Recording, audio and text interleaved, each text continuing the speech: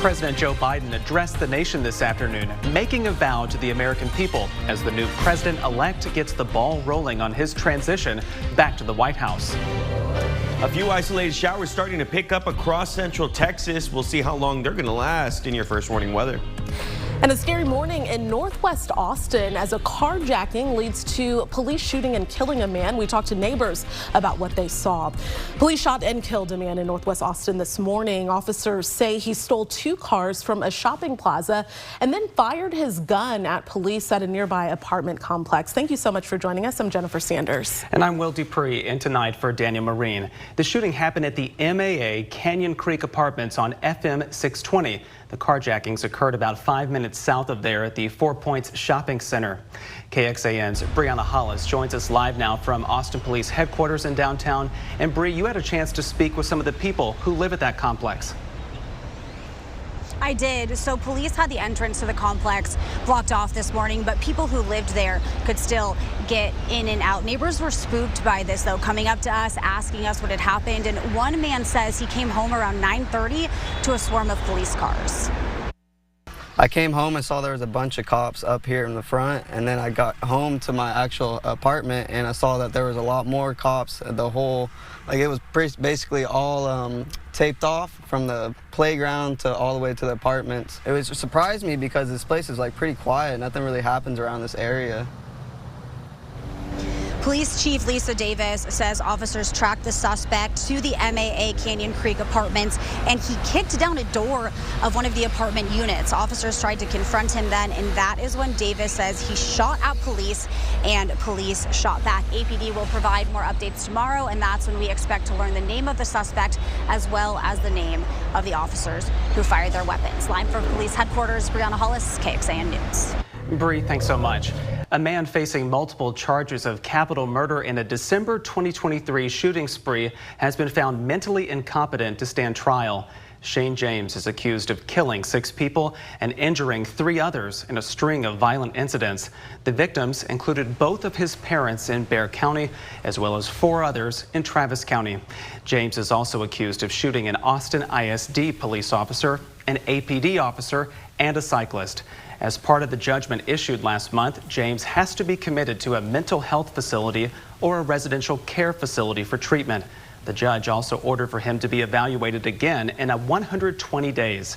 Coming up tonight on KXAN News at 6, we'll spend some time exploring why getting him that treatment will be difficult. Now, first warning weather with meteorologist Freddie Fela. We take a look at satellite and radar at this time. Just a couple of isolated showers that have been picking up. Some of them just a bit heavier. Let's go and take a look out towards Llano, Mason. There's one spot right there and another one farther out towards 377. But this is the area I've been watching. We're starting to see some heavier rainfall fall just between Round Rock and Georgetown, and then north of Georgetown as well as you go up I-35 and a few other little isolated spots near Bee Cave. Zoom out a bit and look at the rest of the state of Texas. Some severe weather is picking up, just not within our area. You're able to see a severe thunderstorm warning just north of us and then out towards San Angelo as well, where they've already started to see plenty of rainfall. This is a live look in Georgetown. What a difference that we've seen. We showed a camera during the 4 p.m. hour of Lockhart, where it's been nothing but sunny skies. Here, dark clouds that continue to roll in. Temperatures at this point, 84 degrees in Austin, 80 degrees in Fredericksburg, but there it is, 85 in Georgetown with that chance of rain. The chance of rain continuing through tomorrow as well. Coming up in your first warning weather, we'll discuss more about that and your weekend forecast too. Freddie, thanks so much. Today, President Biden addressed the nation following President-elect Trump's victory earlier this week. Biden thanked Vice President Kamala Harris and pledged a peaceful transfer of power. And as NBC's Alice Barr reports, the president is also extending an invitation to meet with the Trump administration at the White House in the coming weeks. President Biden today stepping out of the White House he'll soon be moving out of, promising a peaceful transfer of power to the incoming Trump administration. We accept the choice the country made. I've said many times, you can't love your country only when you win. The president and president-elect spoke by phone Wednesday, planning an upcoming sit-down at the White House as the Trump transition team based at Mar-a-Lago starts weighing names for cabinet positions, from members of Congress to Trump insiders. President-elect Trump speaking to foreign leaders Wednesday, including Ukrainian President Volodymyr Zelensky and Xi Jinping of China, while the world awaits potential policy shifts and the broad coalition of American voters that fueled a resounding Trump win and flipped the Senate red looks for marked changes at home, especially on the economy. America has given us an unprecedented and powerful mandate. President Biden also praised his Vice President Kamala Harris as some point fingers at his delay in getting out of the race. Others blaming Democratic leadership more broadly. Vermont Senator and former presidential candidate Bernie Sanders writing, quote, "It should come as no great surprise that a Democratic Party which has abandoned working class people would find that the working class has abandoned them." Vice President Harris urging her supporters not to throw up their hands, but to roll up their sleeves. This is a time to organize, to mobilize, and to stay engaged. Pledges from both sides to forge a new way forward. In Washington, Alice Barr, NBC News. So what comes next? The president-elect now enters a transition period where he will build out his team ahead of Inauguration Day on January 20th. He'll spend that period filling up thousands of government positions. As he starts building his new administration, he is already floating names like Robert F. Kennedy Jr. and Elon Musk. However, the coming weeks won't just include filling positions. Most presidents-elect have been known to receive intelligence briefings throughout that transitional period. And the president-elect has made bold promises when it comes to immigration and border security during his campaign.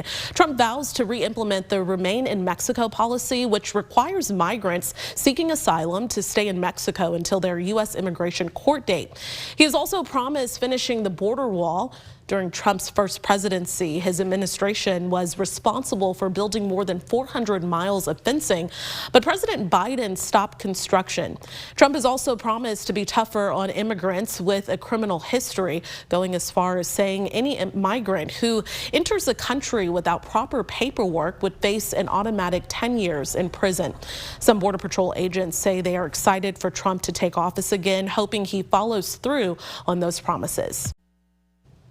A new affordable housing community is officially open in San Marcos. This morning, San Marcos leaders celebrated the grand opening of Central 35. This is a 330 affordable housing community that just sits off of I-35. Now, according to the NRP group, which developed that complex, the new community is available to San Marcos residents earning up to 60% of the area's median income. Not only does the complex open up new available housing opportunities, it also boasts space for a variety of services.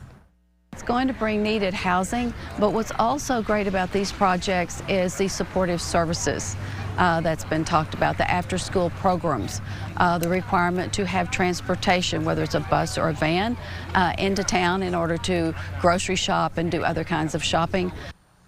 And Centro 35 features various amenities such as a resort-style swimming pool, a 24-hour fitness center, and a conference center with individual pods for those who work remotely. After 24 straight years of daily deaths on Texas roads, the Texas Departments of Transportation and Public Safety unveiled a new effort today to combat that deadly streak. TxDOT crews are developing safer engineering solutions for state roads, while DPS troopers will pass out tip cards during traffic stops to promote safer driving habits. The initiative comes after nearly 4,300 people died on Texas roads just last year. The last time Texas saw a day without a road death was November 7th of 2000. More than 87,000 people have died in crashes since then.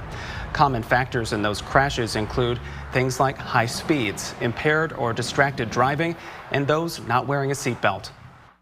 It's astonishing to believe that every day for the past 24 years, someone has died on a Texas road. Every single day. Our digital reporter Kelsey Thompson has more details on $17 billion in state funding for road safety improvements. Online now at KXAN.com. The Austin City Council talked zoning and liquor licenses, among other agenda items, at its regularly scheduled meeting today. And KXAN's Grace Reeder explains there are going to be new leaders sitting on the dais in just a few months, voting on things that impact you, like roads, parks, and public safety. Thursday's Austin City Council meeting marked one of the last times this dais will see this group of people, after Austinites voted on several new city council members Tuesday. But first, here's what's not going to change. Council members Natasha Harper-Madison, Jose Velasquez, Ryan Alter, Paige Ellis, and Zoe Caudry were not up for re-election. City council elections are staggered, so the entire council doesn't turn over at one time. Meanwhile, council members Vanessa Fuentes and Chito Vela held on to their seats. They'll be back for another 4 years. But here's where the changes start. My primary motivation in running is to bring more effective city services to District 6. That's Krista Lane. She unseated the only Republican-leading member of the city council, Mackenzie Kelly, and is projected to take the District 6 seat. Whether that means the lights staying on, maybe some repairs to the water mains, that sort of thing. 911 response times have been a consistent issue. In District 7, Mayor Pro Tem Leslie Poole has done 2 terms and is done. The race to fill her seat is projected to end up in a runoff. State rules limit the runoff to 2 candidates, so District 7's final candidates are Mike Siegel and Gary Bledsoe. If you live in D7, you'll have to go back to the polls to vote on this race again in December. And finally, District 10. Same deal here with Councilmember Allison Alter, who is leaving the seat after 2 terms. That one will be filled by Mark Duchin, who is projected to have ousted his opponent Tuesday night. More public safety, that's been the #1 issue in this campaign. It's going to involve listening to neighborhoods and homeowners and businesses for land use issues. Grace Reeder, KXAN News. And we've also explained the mayoral race is too close to call right now. One of 2 things will happen. Either Mayor Kirk Watson will win outright, or that race will end up in a runoff, and you'll go back to the polls in December to vote between him and Carmen Yanis-Pulido. We should know by the end of next week. If you live in Austin and you're curious how your precinct voted for its city council representative, we have you covered. Right now on KXAN.com, our digital data reporter Christopher Adams has broken down all those details with interactive maps for each precinct, as well as the number of votes each candidate got. All right, Freddie is joining us now in for Nick. So we will see some rain today and tomorrow. I have elected for rain over the next couple of days. Thank you. Nice to see it, yeah. Nice to see it. This is something we've all been waiting for, yes, and it has won because we have seen a few showers out there. Take a look at satellite and radar at this point. A few showers that have been picking up. As I mentioned earlier, there's just a few in Llano and Mason, but I want to zoom into this one spot here out towards just north of the metro into Georgetown. We've seen a few of those heavier showers picking up. A little bit of lightning detected there too. Out towards Hudson Bend, a little isolated shower that's been picking up. So we have a live look out of Round Rock through the Whittlesey Landscape Supplies camera. And there are the dark clouds we've been talking about. If you're in Lockhart in San Marcos, you're saying, what dark clouds, what rainfall? Because they haven't seen anything today. But this has been the one spot we've been watching. Looks like it's picked up just a bit, so we'll continue to watch it as that moves along too. Current temperatures, 80 degrees in Fredericksburg, 79 in Mason, 82 in Dripping Springs, 84 in Austin. Where it's raining right now, they've seen a little bit of a drop there, 79 degrees in Georgetown. Severe risk for tomorrow keeps us in that 1 category, that very first category out of 5. And the 2 concerns are going to be hail and winds as we see the front approach.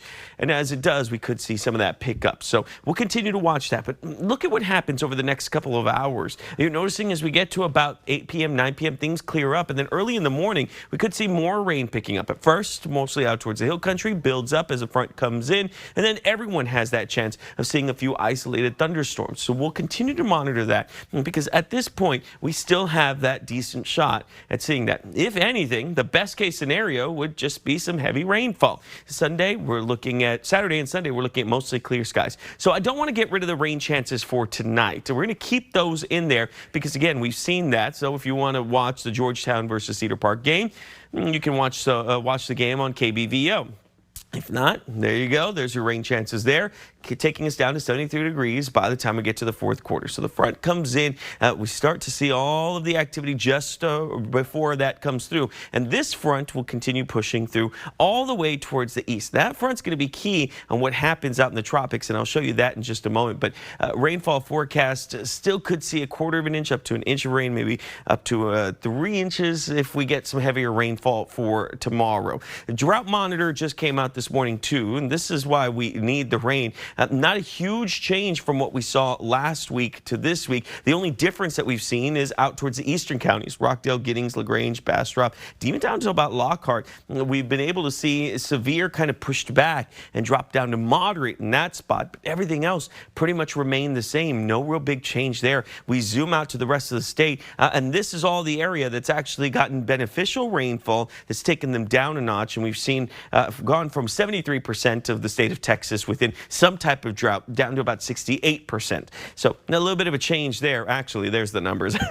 Forgot I had that one there. But you're able to see that the percentage of Texas within some type of drought is 68.08. Now, Texas football forecast, we're looking at kickoff at around 68 degrees, and for the halftime 73. That's not bad at all, but this is what I was talking about. Hurricane Rafael, that's expected to veer out towards the west. Looks like it could reach the Texas coast, but it's not going to. That front will come in and veer it straight down. 7-day forecast, we're looking at temperatures dropping to about 75 on Saturday, 79 on Sunday. Veterans Day on Monday, hitting about 82 degrees, and then another front comes in Wednesday, going into Thursday. All right, let's go and check this out. Cuba is reeling this afternoon. A fierce Category 3 hurricane ripped across the island and knocked out the country's power grid. Forecasters warned Hurricane Rafael could bring life-threatening storm surges, winds, and flash floods to Cuba after ravaging parts of the Cayman Islands and Jamaica. Last night, huge waves lashed at Havana's shores. Sharp winds and rain whipped at the historic cityscape, leaving trees littered on flooded roads. The National Hurricane Center says the storm slowed to Category 2 hurricane, chugging it into the Gulf of Mexico near northern Mexico and South Texas. Rafael is expected to keep weakening as it spins over open waters and heads towards northern Mexico. News Nation is the first network to project with our partners Decision Desk HQ that Donald Trump will be the 47th president. As America's biggest story continues to unfold, trust News Nation to tell it with respect for all Americans. This is the biggest call of the night. No one has been close to News Nation because of DDHQ. No matter who you voted for, News Nation is news for all America.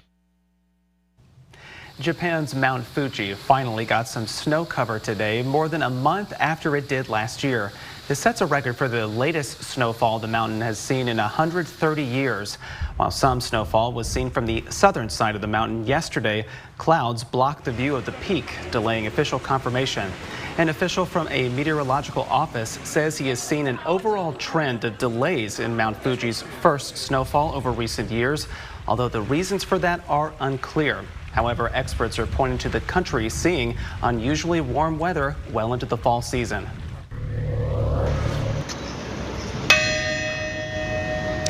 The historic bells of Paris's Notre Dame Cathedral will soon echo again with fresh chimes. The bells were silenced following 2019's devastating fire at the Gothic landmark. 3 new bells arrived today, including one used during this year's Paris Olympic Games.